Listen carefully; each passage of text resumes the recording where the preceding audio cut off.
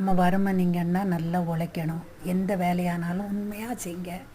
வேலை செய்கிற இடத்துல போய் ஏமாற்றிட்டு அந்த வர்ற பணம் வந்து நிலைக்கவே நிலைக்காது.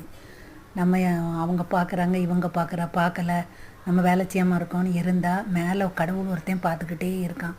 கடவுளுக்கும் மனசாட்சிக்கும் பயந்து வேலை செய்தால் அந்த செல்வம் நிலைக்கும். இன்னொன்று வந்து வீட்டில் உள்ள பழைய உடஞ்ச பாத்திரத்தெல்லாம் தூர போட்டுருங்க. கிழிஞ்ச புடவையை தூர போட்டுருங்க.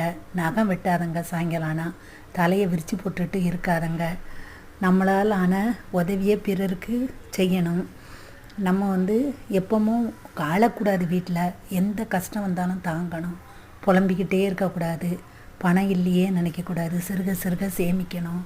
வறுமை நீங்கன்னா வீட்டில் உள்ள பழைய கடிகாரம், பழைய பொருட்கள், உடஞ்ச கட்டில் எல்லாத்தையும் தூக்கி வெளியே போட்டுறணும்.